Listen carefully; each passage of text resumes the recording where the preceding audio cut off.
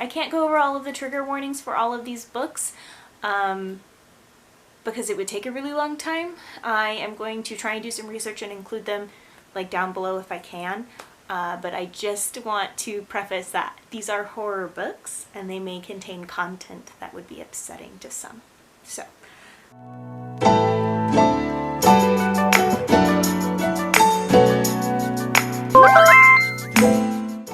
Hey, hi, hello, and welcome back to my channel. Unless you are new here, then hi, hello. I'm Andy, also known as Mouse, and this is where I talk about books. So, it is October. It's spooky time. It's time for scary books, and I'm going to tell you about a few. And I also have some books for those of you who like witchy things, but not so much scary things, but love the gaze. I have books for you too.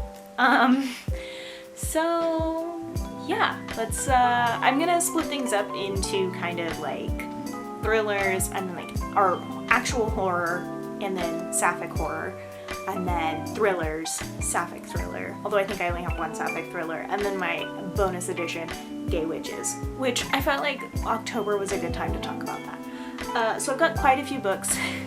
I was just gonna do like a top 10 scary books kind of situation, but most people don't know this, but after fantasy, horror is literally my favorite book genre. So I made the lighting spooky, I did my makeup, I have lit candles. This one is kind of making me nervous. So let's get this show on the road.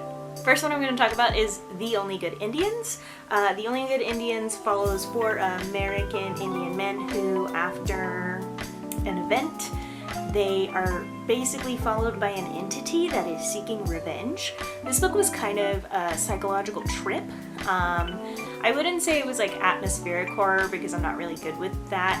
Like, it was weird. That book was just weird in a way that made you feel weird and scared. I read that book, I started that book anyway, in a spooky trailer by myself, so it was pretty good time. My next recommendation is going to be Tender is the Flesh. This book was recently translated to English. It was recommended to me by Elle because I can't go any minute without mentioning Elle basically, but Alu from the same Queer Book Club purchased it for me, so thank you very much. So Tender is the Flesh is essentially about all of the animals are dead, they're gone now, and we farm humans. They farm humans, they eat human meat, and it is about this man who is named Marcos, and he works on a human eating plant. Or like a plant, like an animal meat packing farm, but for humans.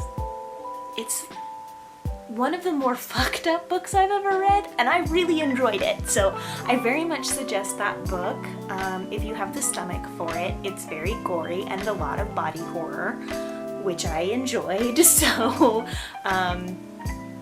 if you like those concepts, then I would recommend that. There is like one instance of animal violence, and I think there's animal violence in there is definitely animal violence in The Only Good Indians. I know for some people they're like, oh, humans died, that's fine, but if you torture animals, whole other subject. The next book I have to recommend, give me a moment because I own it, is going to be Mexican Gothic. Mexican Gothic is a funky little book. It is a horror and it's spooky, and it's about Naomi, and she goes to go see her cousin because her cousin like got married all of a sudden and is sending these really weird suspicious letters, and Naomi goes and visits them at the like manor or whatever it's called, and it turns I don't want to spoil anything, but like there's fungus and walls that might or might not have poison in them, and hallucinations and eugenics and that kind of thing. So yeah, it's a trip. I really like this because it takes a lot of social concepts that realistically, like eugenics, are kind of horrifying, and it amplifies the fact that they're terrifying. I really liked that. I liked the writing in it, and I found it to be a really fascinating book. The next one that I have, I listened to this book. It is called The Troop. Basically, this guy takes out a troop of like Boy Scouts basically to go camp. He does this once a year, and they have this man shows up and he's like starving to death. He's so hungry, but he's incredibly skinny, and like he will eat anything. He'll eat dirt, he'll eat anything. And then the doctor or the troop master is a doctor, and so he is like, okay, let me check this out. So he cuts the guy open and like parasites come out, and this isn't spoiling. It's kind of just like the gist of things. And the story is kind of about because the troop master, he don't make it. So then the kids are kind of navigating that. They're on this island by themselves with this bioengineered human parasite. So, alright, the next book is Imaginary Friend. This is a book I got from the library. Imaginary Friend. It's written by the same guy who wrote Perks of Being a Wallflower, but it is a horror. And it's a big old book. It's like 1,000 pages long, but there are some pages that just have like one line of text on them. That book was nuts. Essentially, there's this boy and he finds this treehouse and he can visit the treehouse in his dreams. And there's this entity that's having him build the treehouse and keep building the treehouse, and he's trying to get his friends to help him. And then it turns into this like very spooky, supernatural, paranormal kind of thing.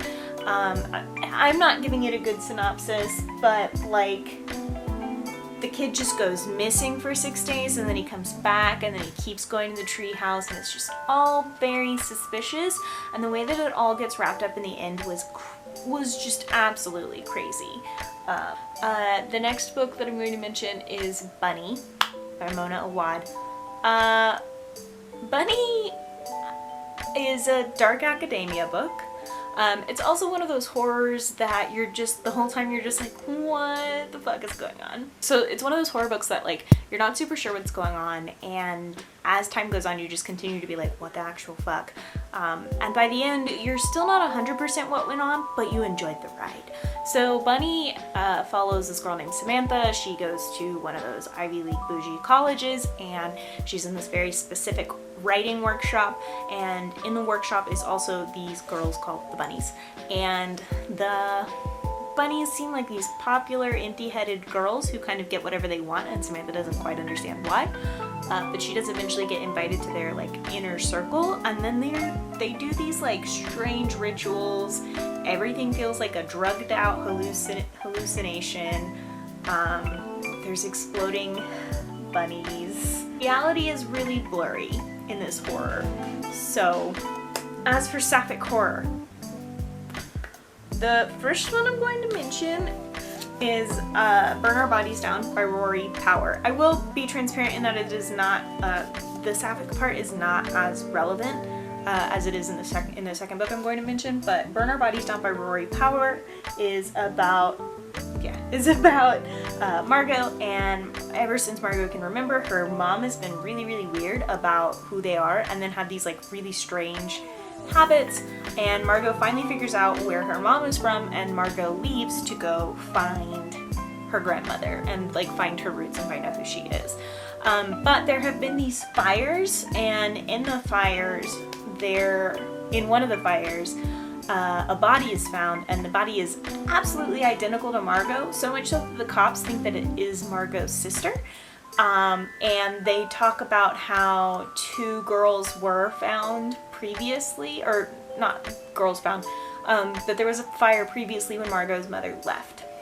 The twist in this book is kind of nuts, but there is quite a bit of body horror, and like you're just not ever quite sure what's going on. You know who you don't trust, but then you're also like, well, maybe I'm just reading too much into it. Also, like the indoctrination of Christianity and like the Bible and that kind of thing in small towns especially is really used in this book, and I liked that a lot, especially as someone who came from that. So that's Burn Our Bodies Down. The next book is going to be Sawkill Girls by Claire Legrand. In this book, it's kind of a demon entity sort of vibe. Girls keep showing up dead. Nobody really knows why. That's weird.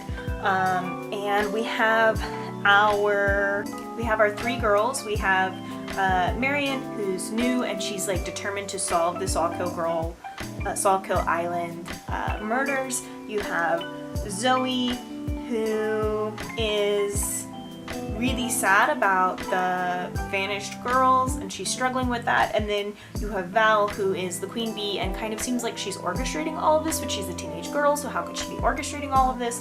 That kind of thing.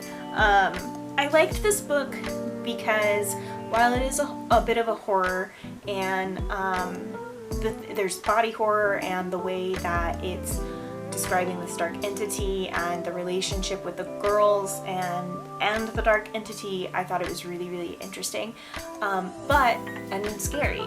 But I think the thing that was scary and also most inspiring is that at the end of the day, it's just men trying to control women, and the girls decide that they're tired of it. And I really liked that. If you give me a book where the girl just decides to kill all men because they were awful to her, then that I will probably enjoy it. So this was one of those situations where women kind of took back their power, and in a horror book situation, I really like that. So this was a book I really liked. The next one I'm going to recommend, I got it as an ARC. It is Yellow Jessamine by Caitlin Starling, and it is a novella. Essentially, we follow Evelyn Perdanu, and she runs this shipping situation, but she also grows these poisons and things, and all of a sudden people come back. One of her ships comes back, and people are suddenly like having a sickness and dying, and it's really weird. Kind of in the vein of Mexican Gothic weirdness, and how she handles that. It's a novella, so like I can't tell you more without spoiling the novella, right? But that was really weird and really good, and it is sapphic. You kind of understand that it's sapphic, but it gets more and more clear as the book goes. So I liked that a lot. Those are the horror books that I really liked. Next up, let's see. Yeah, so thrillers are a little tricky to talk about because I don't want to spoil anything, so I'm going to do my best to talk about them. And I only have one sapphic thriller, so I'm going to go ahead and talk about that. That is Throwaway Girls, I believe by Andrea Contos. In that book, we follow Caroline as she's trying to figure out why her girlfriend just like up and disappeared, and then now her best friend is completely like gone, and she's trying to find out what happened to her best friend as like the rest of the city or town is also trying to find out where she went. And as she's discovering these things, she's finding out a lot of like terrible information about the town. That's a really good one. The next one I'm going to mention is The Turn of the Key by Ruth Ware.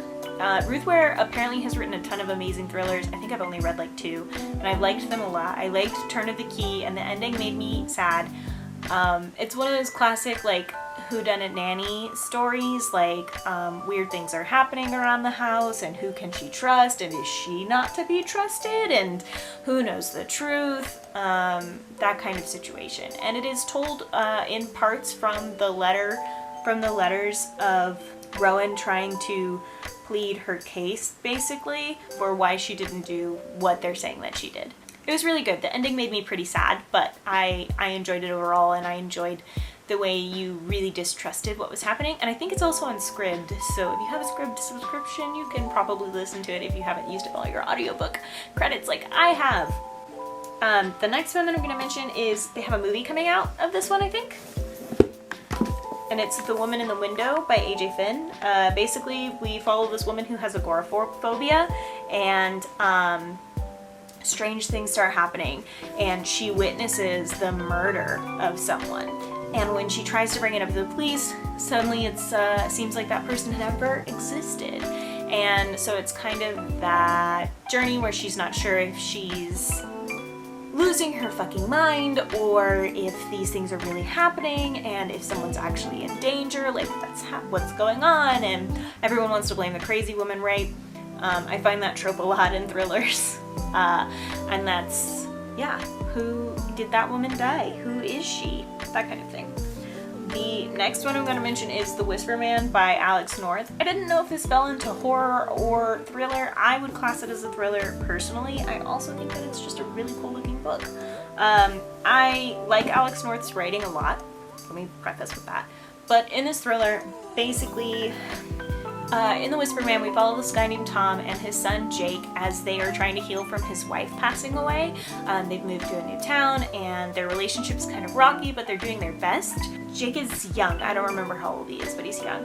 And all of a sudden, Jake is like talking about how someone's like whispering to him, or like Tom hears him talking to somebody else, and he is a little stressed out. And there's also these mysterious disappearances directly linked to the Whisper Man, and it's been happening enough so that children have a like nursery rhyme about it. And so it's kind of the journey between the detective trying to find the Whisper Man and Tom trying to protect his son and understand what's going on.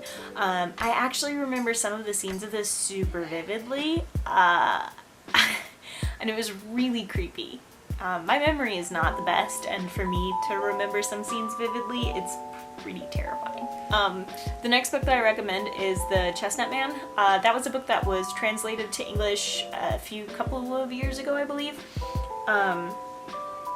Basically, if you find one of these chestnuts, then the Chestnut Man has found you and he's going to kill you. You're gonna die.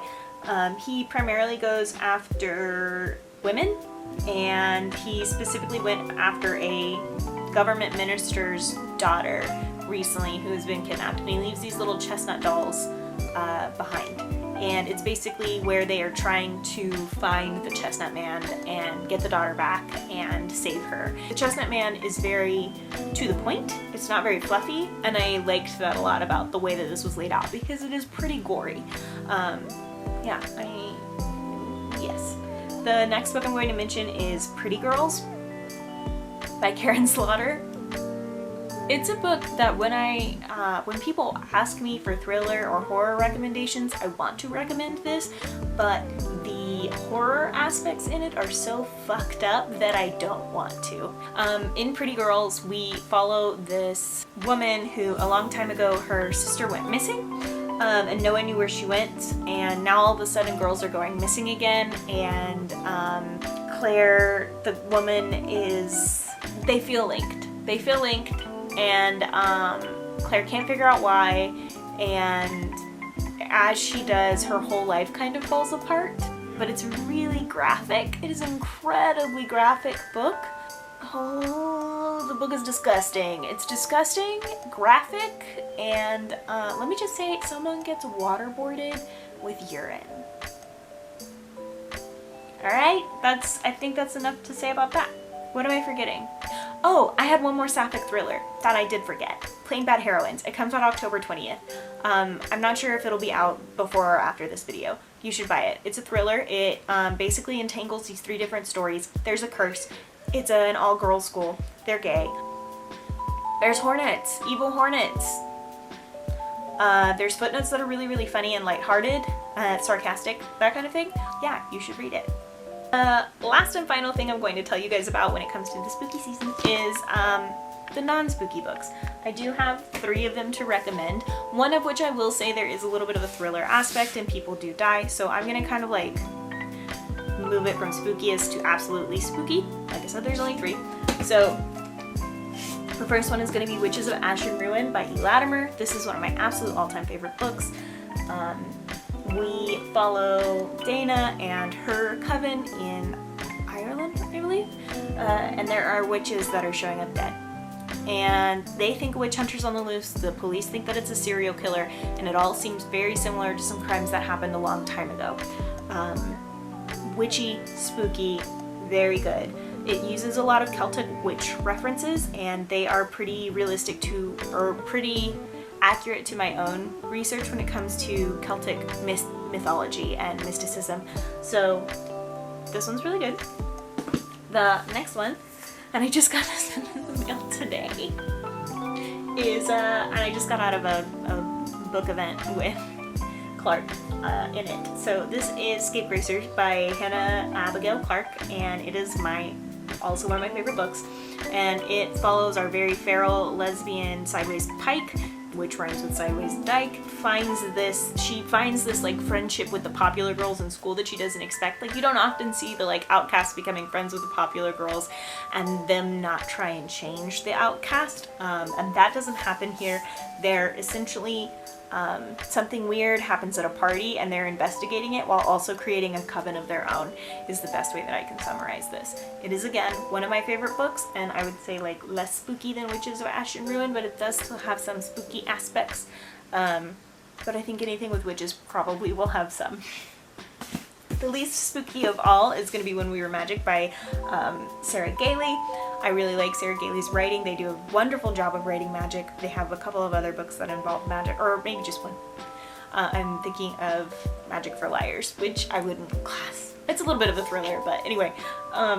This book we follow a group of girls who all can do magic. They all have magical abilities, and one girl accidentally kills a guy by accident. They're also navigating their last little bit of time in high school before they all go off in different directions, and that's a little stressful. And the way that Gailey navigates these relationships was really beautiful and really well done. I feel like a lot of the time people don't do a good job of writing teenage girls, and I think that these reflect two completely different types of teenage girl, not even types, like two different sides of teenage girls, but they're both written in such a way that it is the teenage girl experience, or feminine experience, right? The teenage feminine female experience, I guess, because some of the characters could be non-binary. And I think that writing that teen experience in a correct way is really exciting. The tagline for When We Were Magic is like, what do you do, or keeping your magic a secret is hard, being in love with your best friend is harder. So there is an overlying romantic plot that I actually did not hate, and I generally do not like romantic plots. So this would be my least scary out of all of the Sapphic witchy books.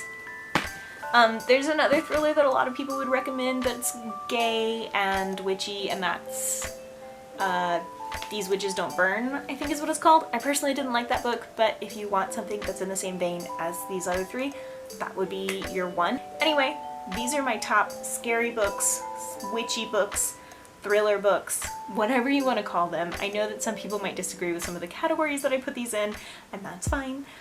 This is just my personal opinion and my own personal library, and I kind of wanted to like it in the spooky spirit. So I hope you guys are having a great day. I hope that you are enjoying your spooky season, and that even though we are all hopefully socially distancing and being safe, that we have some Halloween things that we are excited about. If you liked this video and you want to see more from me, don't forget to like and subscribe and share and that kind of thing. Every little bit helps. I also think that YouTube unsubscribed some people from me, so if you feel like you didn't get notified, don't forget to double check. I'm gonna go wash all of this makeup off. I just wanted Scene Kid me to be proud of me for Halloween. So yeah, I'm gonna go